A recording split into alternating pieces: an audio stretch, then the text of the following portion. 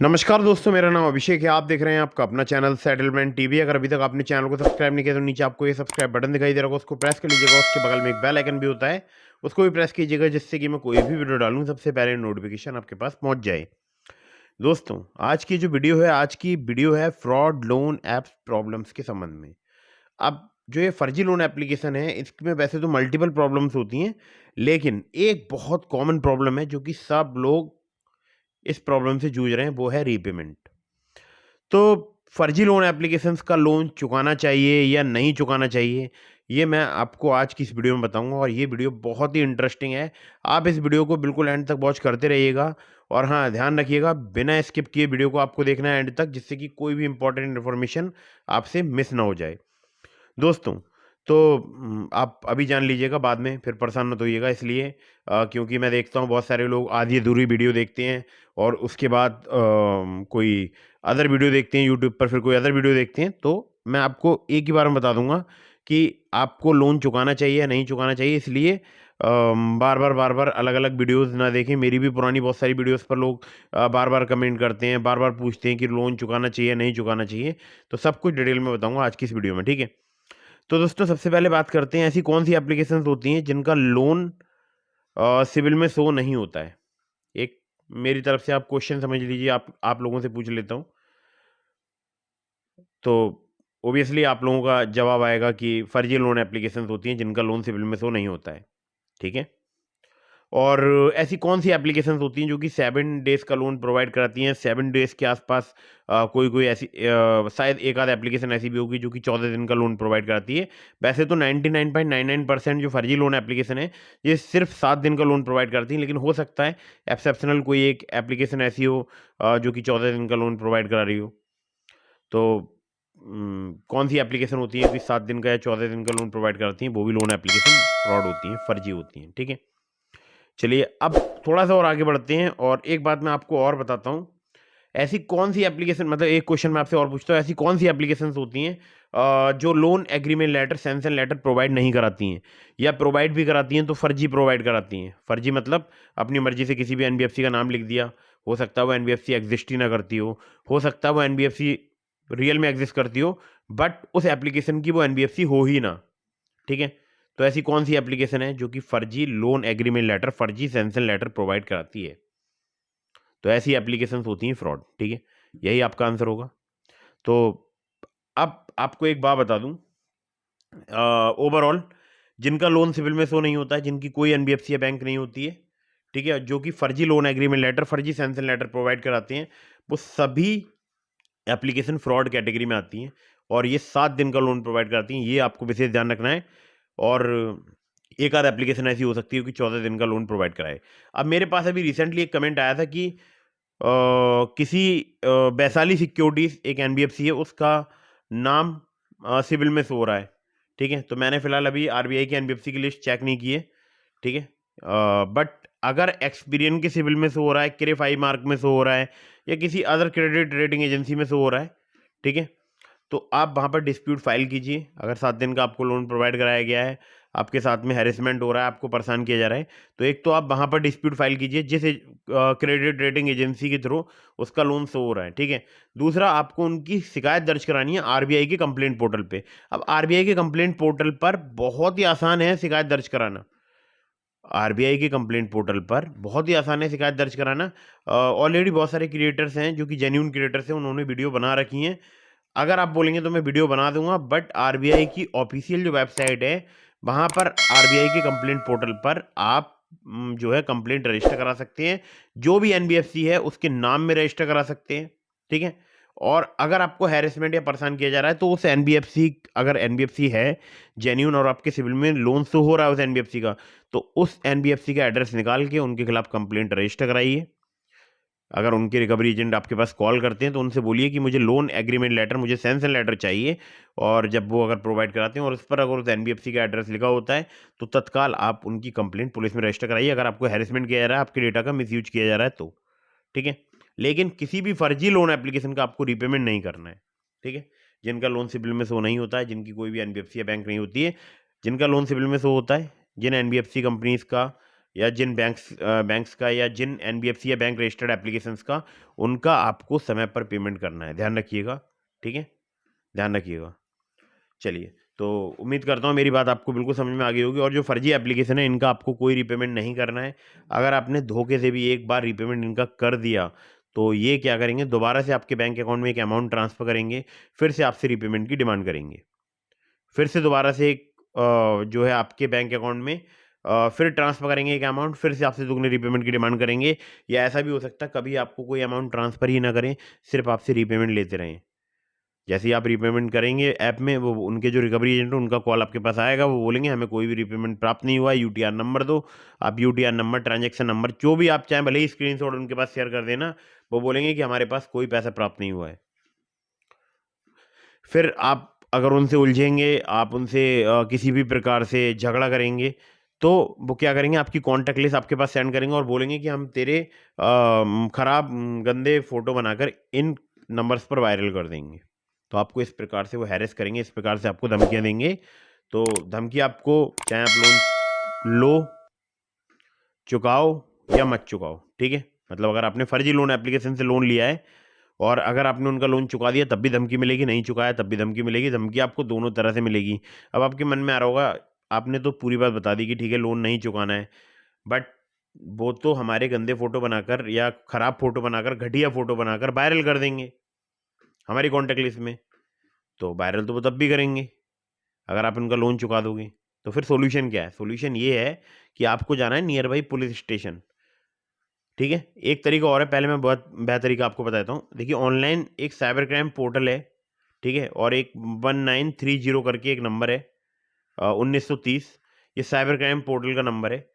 आप इस पर कॉल कर लीजिएगा 1930 पर, या आप online cyber crime portal www.cybercrime.gov.in ये वेबसाइट है, ठीक है? मैं डिस्क्रिप्शन में लिंक दे दूंगा आपको, तो वहाँ पर जाकर आप कंप्लेंट रजिस्टर करा सकते हैं। बट वो जो कंप्लेंट है वो आपके नियर बाई पुलिस स्टेशन तक या नियर बाई जो भी साइबर क्राइम पुलिस स्टेशन है वहाँ तक फॉरवर्ड कर दी जाती है।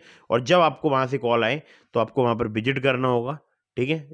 उसके बाद ये ध्यान रखिएगा, जो आपने ऑनलाइन कंप्लेंट रजिस्टर कराई है उसकी हार्ड कॉपी अपने पास प्रिंट करा के रख लीजिएगा और उस पर सिग्नेचर करके जो भी इन्वेस्टिगेशन ऑफिसर है उनको प्रोवाइड करा दीजिएगा, जिससे फर्दर उसमें प्रोसीडिंग्स हो जाए। अगर आपने ऐसा नहीं किया, हार्ड कॉपी प्रोवाइड नहीं कराई या उन्होंने आपको थाने बुलाया आप नहीं गए, तो फिर आगे फर्दर प्रोसीडिंग्स वगैरह नहीं हो पाती हैं, जिसमें फिर आपका जो केस है वो कमज़ोर होगा, ठीक है? तो एक तो तरीका ये हो गया ऑनलाइन वाला जो मैंने आपको बता दिया। हाँ, ऑनलाइन वाले में भी आपको ऑफलाइन विजिट करना होगा, या फिर आप directly cyber crime police station चले जाइए, जो भी आपके नियर बाई कोई साइबर क्राइम पुलिस स्टेशन है वहाँ पर चले जाइए और वहाँ पर आप कंप्लेंट रजिस्टर करा दीजिए, जो भी आपके साथ में प्रॉब्लम्स हो रही हैं।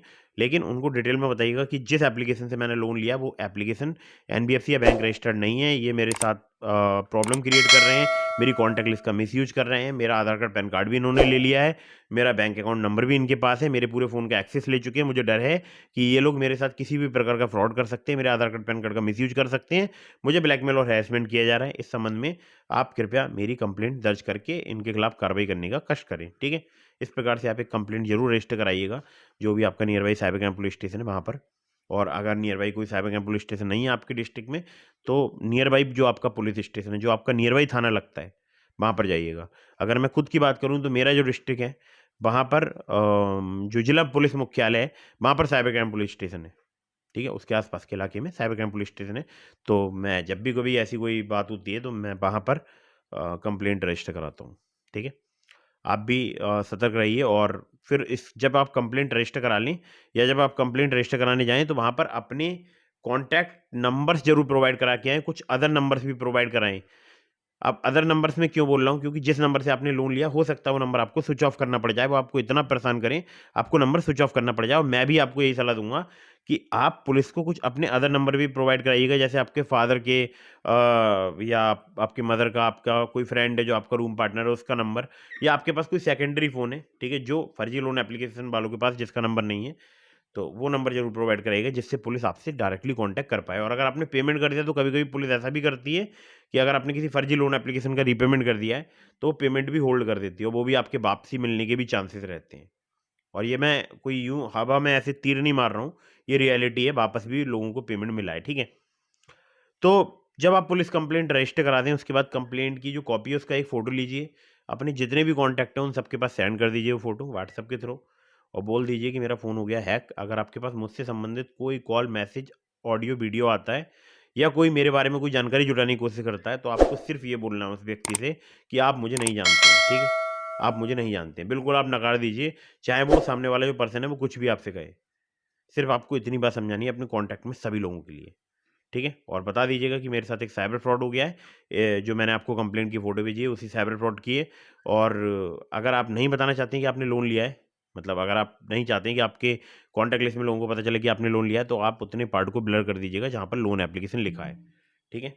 बाकी ब्लर कैसे करते हैं फ़ोटो को वो तो आप लोग जानते ही होंगे।